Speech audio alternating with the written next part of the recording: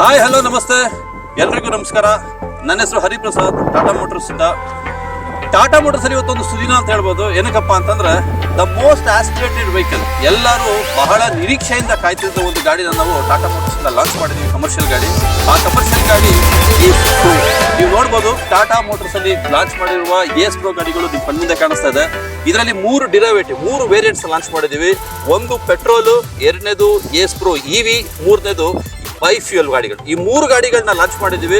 ಎಷ್ಟೊಂದು ಕಾಲ್ಗಳು ಬಂತು ನಮಗೆ, ಎಷ್ಟೊಂದು ಫೀಡ್ಬ್ಯಾಕ್ ಕೂಡ ಸಿಗ್ತಾ ಇತ್ತು ನಮಗೆ. ಗಾಡಿ ತುಂಬಾ ಚೆನ್ನಾಗಿದೆ ಸರ್, ಅದ್ರ ಬಗ್ಗೆ ಇನ್ನ ನಿಮ್ಗೆ ಹೆಚ್ಚಿನ ಮಾಹಿತಿ ಬೇಕು ಅಂತ. ಸೊ ಈ ವಿಡಿಯೋ ಮಾಡ್ತಿರೋ ಮುಖ್ಯ ಉದ್ದೇಶನೇ ಇದು. ಆ ಗಾಡಿಗಳ ಕುರಿತಾದ ಮಾಹಿತಿ ಕೊಡ್ಲಿಕ್ಕೆ ನಾವು ಮಾಡ್ತಾ ಇದೀವಿ. ಈ ಗಾಡಿಗಳದ್ದು ಪ್ರತಿಯೊಂದು ಇಂಚಿಂಚು ಮಾಹಿತಿನೂ ಇವತ್ತು ತಿಳ್ಕೊಂಡು ಪ್ರಾಡಕ್ಟ್ ಏನಿದೆ, ಎಷ್ಟು ಸುದೃಢವಾಗಿದೆ, ಮತ್ತೆ ಇದರಿಂದ ಎಷ್ಟು ಪ್ರಾಫಿಟ್ ಮಾಡ್ಬೋದು ಅಂತ ಹೇಳಿ ಒಂದು ಮಾಹಿತಿ ಕೊಡ್ಲಿಕ್ಕೆ ಈ ವಿಡಿಯೋ ಮಾಡ್ತಾ ಇದೀವಿ. Welcome you all once again for Tata Motors YouTube channel, Tata Motors pro. ನನ್ನ ಹೆಸರು ಹರಿಪ್ರಸಾದ್.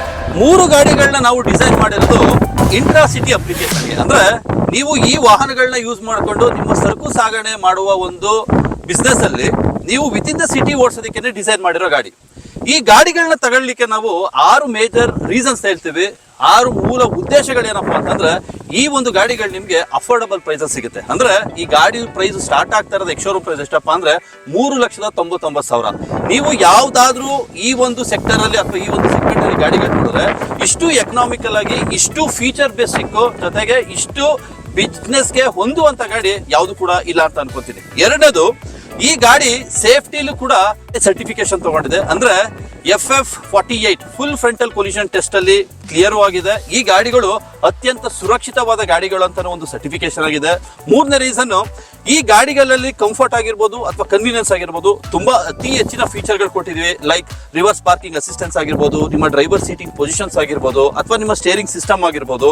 ನೀವು ಸಿಟಿ ಒಳಗಡೆ ಓಡಿಸ್ಬೇಕಾದ್ರೆ ಪದೇ ಪದೇ ಬ್ರೇಕ್ ಹಾಕ್ಬೇಕು, ಪದೇ ಪದೇ ಕ್ಲಚ್ ಆಗಬೇಕು. ಆಗ್ದಾಗ್ಲೂ ಕೂಡ ನಿಮ್ಗೆ ಜಾಸ್ತಿ ಸುಸ್ತಾಗೋದಾಗ್ಲಿ ಸ್ಟ್ರೈನ್ ಆಗೋದಾಗ್ಲಿ ಆಗೋದಿಲ್ಲ. ಎಲ್ಲದಕ್ಕಿಂತ ಹೆಚ್ಚಾಗಿ ಈ ಗಾಡಿಲಿ ನಾವು ಬಿಸ್ನೆಸ್ ನ ರನ್ ಮಾಡ್ಬೇಕಾದ್ರೆ ಪ್ರತಿಯೊಂದು ಫಿನಾನ್ಷಿಯರ್ಗೂ ನಾವು ಟೈಅಪ್ ಇರೋದ್ರಿಂದ ಪ್ರತಿಯೊಂದು ಗಾಡಿಗೂ ನಿಮ್ಗೆ ಮ್ಯಾಕ್ಸಿಮಮ್ ಲೋನು ಕೂಡ ಆಗುತ್ತೆ. ಆ ಲೋನ್ ನ ತಗೊಂಡು ಈಗ ಯಾರು ಆಲ್ರೆಡಿ 3 ವೀಲರ್ ಕಸ್ಟಮರ್ಸ್ ಇದಾರೆ, 3 ವೀಲರ್ ತಗೋಬೇಕು ಅಂತ ಪ್ಲಾನ್ ಮಾಡಿದ್ದಾರೆ, ಆ 3 ವೀಲರ್ ಕಸ್ಟಮರ್ಸ್ಗೆ ಇದೊಂದು ಉತ್ತಮ ಸುವರ್ಣಾವಕಾಶ ಅಂತಾನೆ ಹೇಳ್ಬೋದು. ನೀವು 3.5-4 ಲಕ್ಷ ಕೊಟ್ಟು ಆಟೋಗಳನ್ನ ತಗೊಂಡು 3 ವೀಲರ್ ತಗೊಂಡು ಬಿಸ್ನೆಸ್ ಮಾಡೋ ಬದಲು ನಮ್ಮ ಟಾಟಾ ಮೋಟರ್ಸ್ ಏಸ್ ಪ್ರೋ ಗಾಡಿಗಳೇನಿದಾವೆ, ಈ ಗಾಡಿಗಳನ್ನ ತಗೊಂಡ್ರೆ ಅತಿ ಸುರಕ್ಷಿತವಾಗೂ ಇರುತ್ತೆ, ಜೊತೆಗೆ ಕಂಫರ್ಟ್ ಕನ್ವೀನಿಯನ್ಸು ಇರುತ್ತೆ.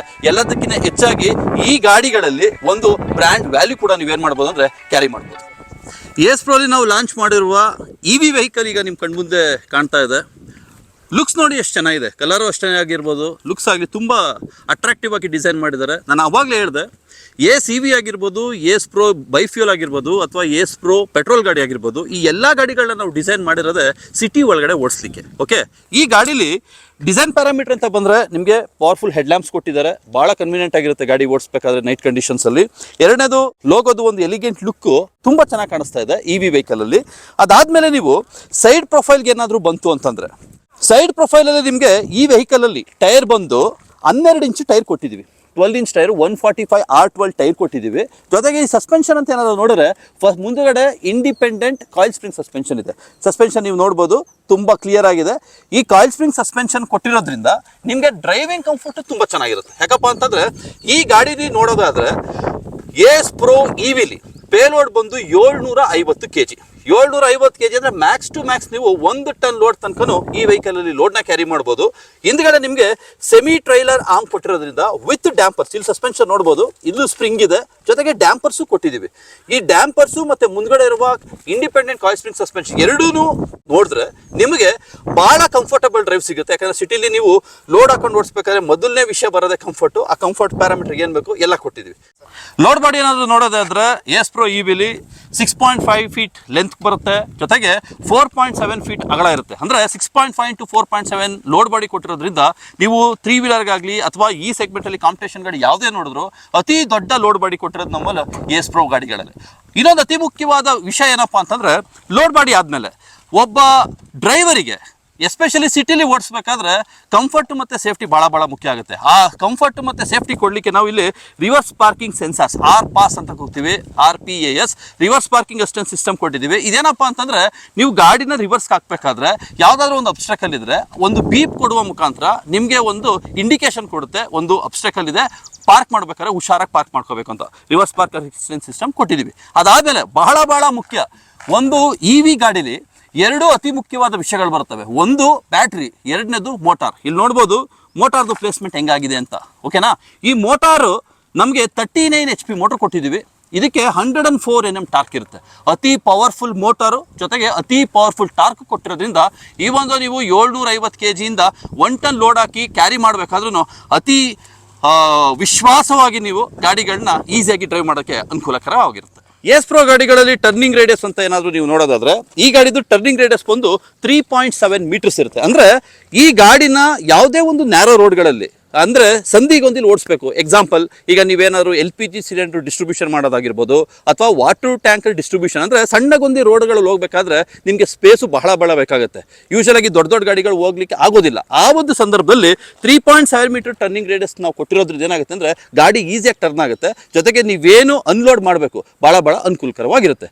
ಅದಕ್ಕಿಂತ ಅತಿ ಮುಖ್ಯವಾಗಿ ಏನಪ್ಪ ಅಂದರೆ 750 kg ಪೇಲೋಡ್ ಕೊಟ್ಟಿದ್ರು 1 ಟನ್ ಗಂಟ ಲೋಡ್ ಹಾಕ್ಬೋದು ಅಂತ ಹೇಳಿದ್ವಿ. ಆ 1 ಟನ್ ಲೋಡ್ ಹಾಕ್ತಾಗ ಗಾಡಿ ಕಾಯಿಲ್ ಸ್ಪ್ರಿಂಗ್ ಸಸ್ಪೆನ್ಷನ್ ಮತ್ತೆ ಟ್ರೇಲರ್ ಆರ್ಮ್ ಕೊಟ್ಟಿರೋದ್ರಿಂದ ಗಾಡಿ ಹಿಡ್ಕೊಳ್ಳುತ್ತಾ? ಯಾವುದೇ ಕಾರಣಕ್ಕೂ ಹಿಡ್ಕೊಳ್ಳಲ್ಲ. ಇದು ಸ್ಟಿಫನ್ಡ್ ಕಾಯಿಲ್ ಸ್ಪ್ರಿಂಗ್ ಸಸ್ಪೆನ್ಷನ್ ಆಗಿರೋದ್ರಿಂದ ನಿಮಗೆ ಗ್ರೌಂಡ್ ಕ್ಲಿಯರೆನ್ಸ್ ಇದರಲ್ಲಿ 170 mm ಭಾಳ ಅಪ್ರೋಪ್ರಿಯೇಟ್ ಆಗಿರುತ್ತೆ. ಜೊತೆಗೆ ಭಾಳ ಕಂಫರ್ಟಬಲ್ ಕೂಡ ಇರುತ್ತೆ. ಇನ್ನು ಡ್ರೈವರ್ ಕ್ಯಾಬಿನ್ ಏನಾದರೂ ನೀವು ಗಮನಿಸೋದೇ ಆದರೆ ಗೇಜು ಅಷ್ಟೇ ಭಾಳ ಸ್ಟ್ರೆಂಥೆಂಡ್ ಆಗಿರುತ್ತೆ. ನೀವು ನೋಡ್ಬೋದು ಎಷ್ಟು ವಿಶಾಲವಾದ ಒಂದು ಡ್ರೈವರ್ ಕ್ಯಾಬಿನ್ ಕೊಟ್ಟಿದ್ದೀವಿ ಅಂತ. ಸ್ಟೇರಿಂಗು ಅಷ್ಟೇ ಭಾಳ ಕಂಫರ್ಟಬಲ್ ಆಗಿರುತ್ತೆ.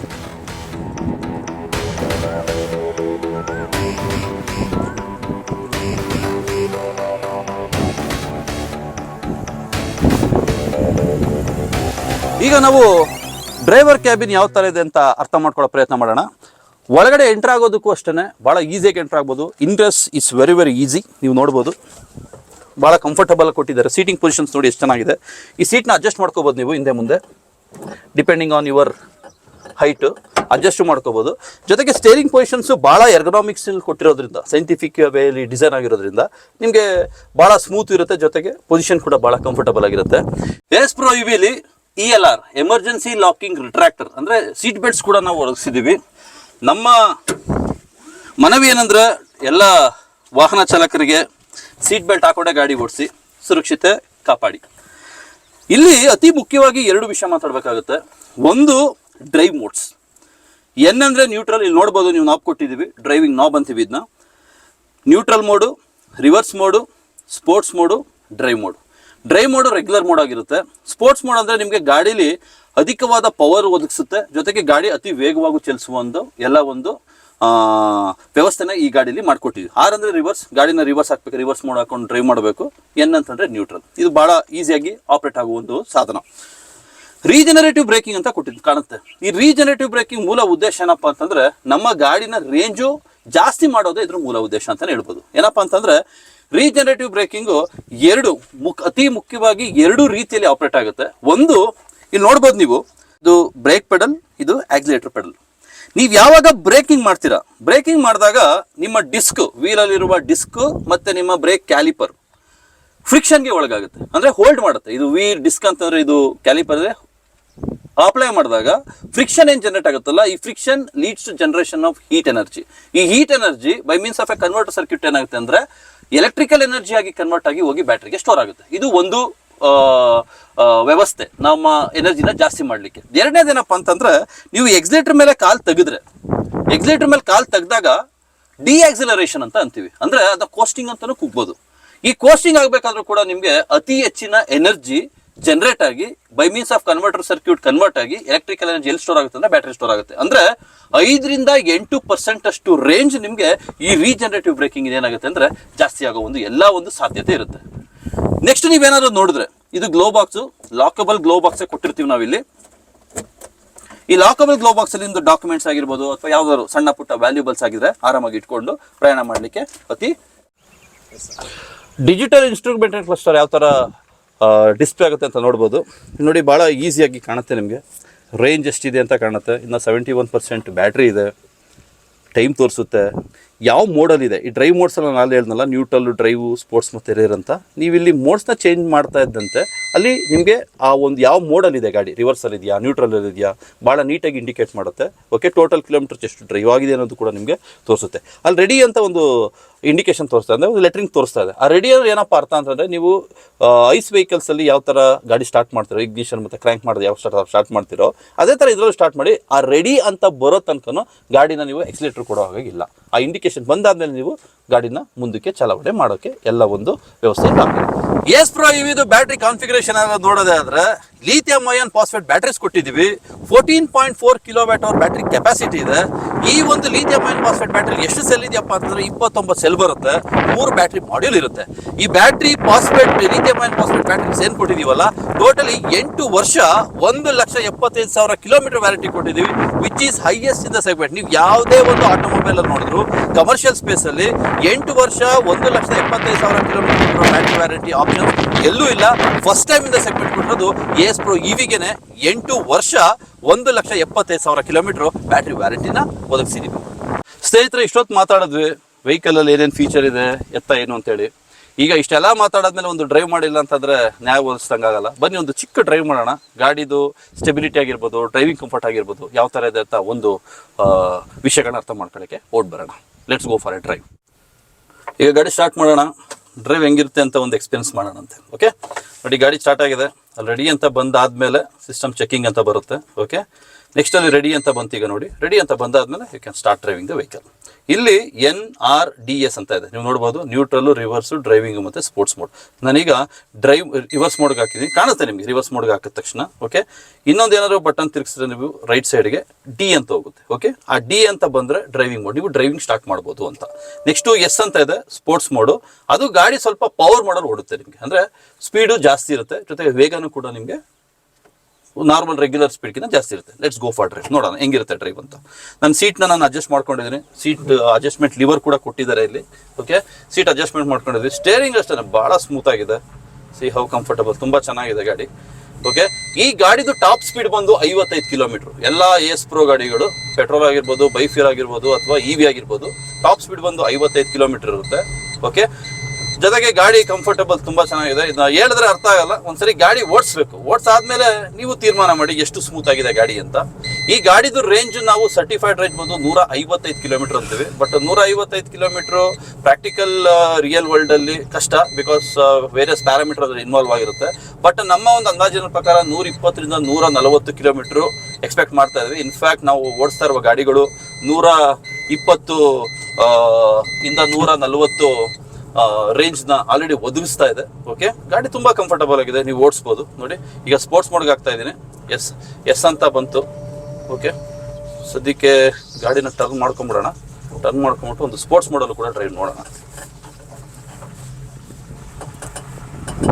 ಗಾಡಿ ನೋಡಿ, ಟರ್ನಿಂಗ್ ರೇಡಿಯಸ್ ಹೆಂಗಿದೆ ಅಂತ 3.7 ಮೀಟರ್ಸು, ಭಾಳ ಕನ್ವೀನಿಯಂಟ್ ಟರ್ನಿಂಗ್ ರೇಡಿಯಸ್ಸು. ಈಗ ನಾನು ಸ್ಪೋರ್ಟ್ಸ್ ಮೋಡಲ್ ಇದೆ, ನೀವು ನೋಡ್ಬೋದು ಸ್ಪೀಡು ಹೆಂಗೆ ರೈಸ್ ಆಗ್ತಾ ಇದೆ ಅಂತ. ಡ್ರೈವಿಂಗ್ ಮೋಡಲ್ಲಿ ಓಡಿಸೋದಕ್ಕೂ ಸ್ಪೋರ್ಟ್ಸ್ ಮೋಡಲ್ಲಿ ಓಡಿಸೋದಕ್ಕೂ ಭಾಳ ವ್ಯತ್ಯಾಸ ಇದೆ. ಸ್ಪೀಡ್ ಜಾಸ್ತಿ ಇರುತ್ತೆ ಸ್ಪೋರ್ಟ್ಸ್ ಮೋಡಲ್ಲಿ, ಬಟ್ ರೇಂಜ್ ಕೂಡ ಬಿದ್ದೋಗುತ್ತೆ. ಅವಶ್ಯಕತೆಗಳ ತಕ್ಕಂಗೆ ನೀವು ಡ್ರೈವ್ ಮೋಡ್ ಮತ್ತು ಸ್ಪೋರ್ಟ್ಸ್ ಮೋಡ್ನ ಯೂಸ್ ಮಾಡೋದ್ರಲ್ಲಿ ಒಂದು ಅರ್ಥ ಇದೆ ಅಂತ ಅನ್ಕೋತೀನಿ ಫ್ರೆಂಡ್ಸ್. ಗಾಡಿ ತುಂಬ ಚೆನ್ನಾಗಿದೆ, ಗಾಡಿ ಓಡಿಸಿ ಒಂದ್ಸರಿ. ಸ್ಟೆಬಿಲಿಟಿ ಆಗಿರ್ಬೋದು, ಕಂಫರ್ಟ್ ಆಗಿರ್ಬೋದು, ಬ್ರೇಕಿಂಗ್ಸ್ ನೋಡಿ, ಬ್ರೇಕಿಂಗ್ಸು ಅಷ್ಟೇ ಬಹಳ ಎಫೆಕ್ಟಿವ್ ಆಗಿದೆ. ನೋ ಕಾಂಪ್ರಮೈಸು ಸೇಫ್ಟಿ ಮತ್ತು ಕಂಫರ್ಟಲ್ಲಿ.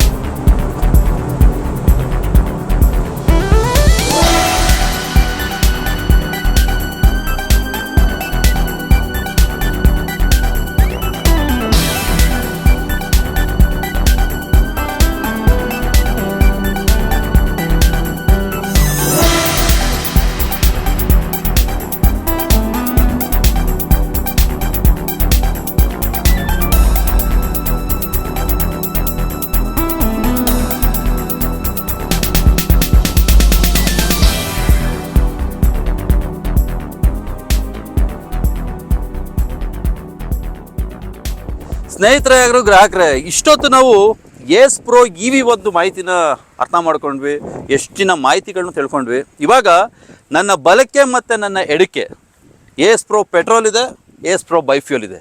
ನಾನು ಆಗಲೇ ಹೇಳ್ದಂತೆ ಏಸ್ ಪ್ರೋ ಡಿರೈವೇಟಿವ್ಸ್ 3, ಒಂದು ಪೆಟ್ರೋಲಲ್ಲಿ, ಒಂದು ಬೈಫ್ಯೂಲಲ್ಲಿ, ಒಂದು ಇ ವಿಲಿ.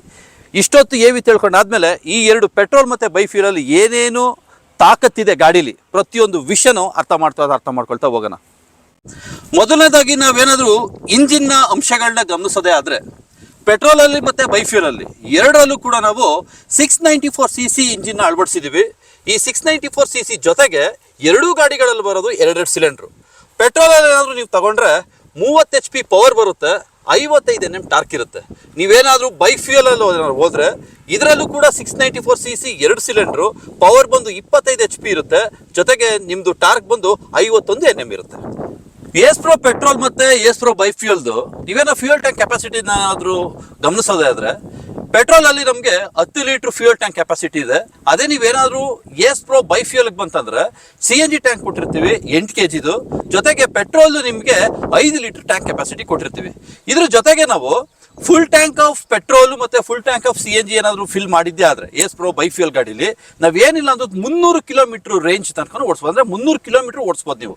ಹೆಂಗಪ್ಪ ಅಂತಂದರೆ ಪೆಟ್ರೋಲು ನಾವು ಹೇಳ್ತಾ ಇರುವ ಮೈಲೇಜು ಮತ್ತು ಟೆಸ್ಟಿಂಗ್ ಮಾಡಿದಾಗೆಲ್ಲ ಮೈಲೇಜು ಪ್ರೂವ್ ಆಗಿರೋದು 1 ಲೀಟ್ರಿಗೆ 20 ಕಿಲೋಮೀಟ್ರ್ ಮೈಲೇಜ್ ಬರುತ್ತೆ.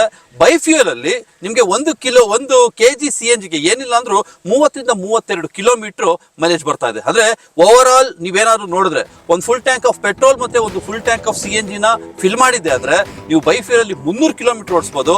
ಅದೇ ನೀವೇನಾದರೂ ಪೆಟ್ರೋಲ್ ಗಾಡಿ ಏನು ನೋಡ್ತಾ ಇಲ್ವ, ಏಸ್ ಪ್ರೋ ಫ್ಯೂಲ್ ಪೆಟ್ರೋಲ್ ಗಾಡಿ ನೋಡ್ತೀವಲ್ಲ, 10 ಲೀಟ್ರ್ ಟ್ಯಾಂಕ್ ಕೆಪಾಸಿಟಿ ಕೊಟ್ಟಿರ್ತೀವಿ, 20 ಕಿಲೋಮೀಟ್ರ್ ಬರ್ತಾ ಇದೆ ಅಂತ ಅಂದಾಜು ಇಟ್ಕೊಂಡ್ರೆ ಏನಿಲ್ಲ ಅಂತಂದ್ರು ಒಂದು ಫುಲ್ ಟ್ಯಾಂಕ್ ಫ್ಯೂಯಲ್ ಮಾಡಿದ್ರೆ ನಾವು 10 ಲೀಟರ್ ಫ್ಯೂಯಲ್ ಟ್ಯಾಂಕ್ಗೆ ಏನಿಲ್ಲ ಅಂತಂದ್ರು 200 ಕಿಲೋಮೀಟರ್ ಡಿಸ್ಟೆನ್ಸ್ನ ಟ್ರಾವೆಲ್ ಮಾಡ್ಬೋದು. ಎರಡು ಗಾಡಿಗಳು ಸೇಫ್ಟಿ ಟೆಸ್ಟ್ ಕ್ಲಿಯರ್ ಮಾಡಿದೆ. FF48 ಅಂತ ಅಂದರೆ ಫುಲ್ ಫ್ರಂಟಲ್ ಕೊಲಿಷನ್ 48 ಒಂದು ಸೇಫ್ಟಿ ಟೆಸ್ಟ್ ಸರ್ಟಿಫಿಕೇಶನ್ ಅದು ಎರಡು ಗಾಡಿನೂ ಕ್ಲಿಯರ್ ಮಾಡಿದೆ. ಅಂದರೆ ಸಿಟಿಲಿ ಓಡಿಸ್ಬೇಕಾದ್ರೆ ಕ್ರ್ಯಾಶ್ ಟೆಸ್ಟ್ ಮಾಡಿ ಸರ್ಟಿಫೈ ಮಾಡಿರೋ ಮೊದಲನೇ ಗಾಡಿ ಇದು ಅಂತಲೇ ಹೇಳ್ಬೋದು SUV ಕಾರ್ಗೋ ಸೆಗ್ಮೆಂಟಲ್ಲಿ. ಮತ್ತು ನೀವು ಟೈರ್ಗಳ ವಿಷಯವಾಗಿ ಏನಾದರೂ ನೋಡೋದಾದರೆ ಎರಡು ಗಾಡಿಗಳು ಬರೋದು 12 ಇಂಚ್ ಟೈರು, ಎರಡು ಗಾಡಿಗಳಲ್ಲೂ 170 Nm ಗ್ರೌಂಡ್ ಕ್ಲಿಯರೆನ್ಸ್ ಇರುತ್ತೆ. ಮತ್ತು ನ್ಯಾರೋ ರೋಡ್ಗಳಲ್ಲಿ ಮತ್ತು ಸಣ್ಣದಾದ ರೋಡ್ಗಳಲ್ಲಿ ಓಡಿಸ್ಬೇಕಾಗಿ ಇರೋದ್ರಿಂದ ನಾವು ಅದರ ಅನುಕೂಲತೆಗಳ ತಕ್ಕಂಗೆ ಈ ಎರಡು ಗಾಡಿಗಳಿಗೂ ಅಂದರೆ ಏಸ್ ಪ್ರೋ ಸೆಗ್ಮೆಂಟ್ಗೆ ನಾವೇನು ಮಾಡಿದ್ದೀವಿ ಅಂದರೆ 3.7 ಮೀಟರ್ ಟರ್ನಿಂಗ್ ರೇಡಿಯಸ್ ಕೊಟ್ಟಿದ್ದೀವಿ. ಅತಿ ಮುಖ್ಯವಾದ ಅಂಶ ಏನು ಗೊತ್ತಾ, ಇದರಲ್ಲಿ ಎರಡು ಗಾಡಿಗಳಿಗೂ ವಾರಂಟಿ ಬಂದು 2 ವರ್ಷ 72,000 ಕಿಲೋಮೀಟರ್ ಬರುತ್ತೆ. ಏಸ್ ಪ್ರೋ ಗಾಡಿದು ಪೇಲೋಡ್ ಏನಾದ್ರು ನೀವು ನೋಡೋದಾದ್ರೆ 750 kg ಪೇಲೋಡ್ ಕೊಟ್ಟಿದ್ದೀವಿ. ಜೊತೆಗೆ ಓವರ್ಲೋಡ್ ಕಂಡೀಷನ್ ಅಂತ ಏನಾದ್ರು ಮಾತಾಡೋದೇ ಆದರೆ ನಾವು ಪೆಟ್ರೋಲ್ಗಾಗಿರ್ಬೋದು, ಬೈಫ್ಯೂಲ್ಗಾಗಿರ್ಬೋದು, ಫಾರ್ ದಟ್ ಮ್ಯಾಟರ್ CVಗಾಗಿರ್ಬೋದು 1,000 kg ತನಕ ಲೋಡ್ ಕ್ಯಾರಿ ಮಾಡುವ ಒಂದು ಕೆಪಾಸಿಟಿ ಈ ಗಾಡಿಗಳಿಗಿದೆ.